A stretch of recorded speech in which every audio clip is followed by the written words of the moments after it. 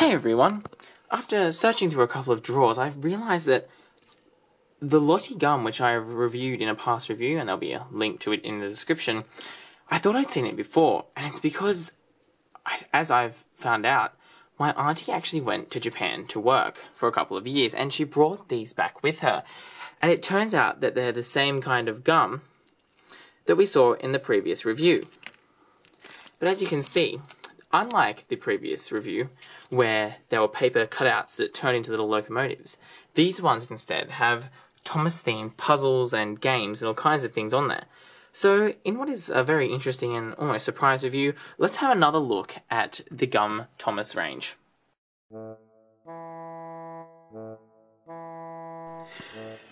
Now, the Thomas wrapping on these is slightly different because we have to remember that these are from 2006-2007, so there was none of the CGI and none of the Hero of the Rails that we saw on the other packets.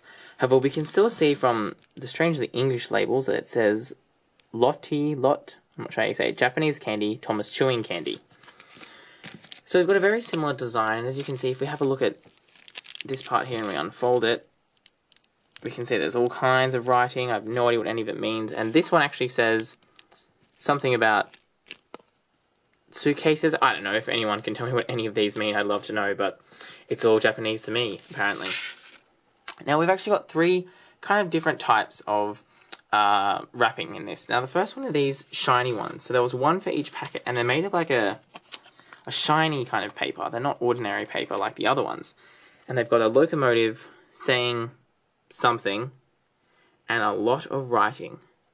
So I'm thinking that these are character cards or something like that. So we've got Thomas with a truck, Henry, and Gordon. And they're actually quite nice little semi-3D renditions of the locomotives. I actually do quite like how they look.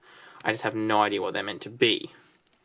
Now, the second kind of class we've got are these information type ones. And I have a feeling this is probably telling us about the quarry, this about tanker wagons, and this about buffers on locomotives would be my guess. So again, we've got a bit of an education theme running through these ones, which is, again, very different from the other Lotte series we've looked at.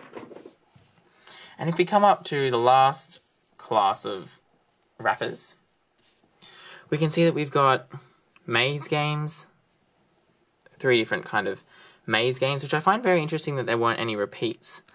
So they must have many, many, many different mazes, and I don't know what you're supposed to do. I'm assuming you're meant to get from the start to the end, but I don't know what all these symbols mean. Because, I mean, there's only two pathways. It's not really that hard to pick it, is it?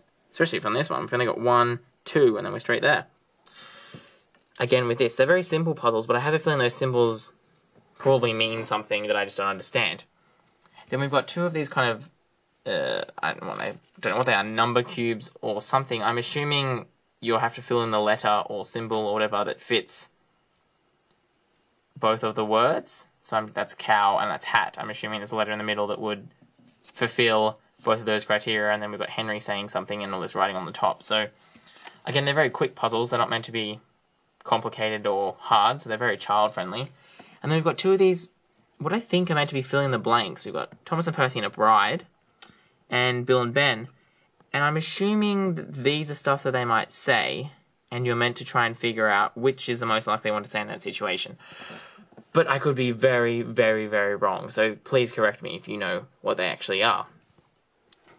But I have to say, these are really interesting wrappers, and I really wonder why we don't see these kind of innovations done on candy in Australia, and, you know, obviously in the US, because a lot of our chocolate that we get in Australia here is from the US. Because, I mean, this is a very, like, I don't want to say useful, but interesting use of wrapping. I mean, if you're going to have to wrap things up, you might as well do something interesting on there. And that's exactly what the Japanese have done with this range. And I think that although these aren't quite as good as the 3D little printout locomotives, or cutout locomotives rather, which I found very, very exciting, I still think it's really nice that you buy a packet of gum and you don't just get the gum, but you also get some trivia and quick games to fulfill you while you chew on the strange tasting but quite delicious gum.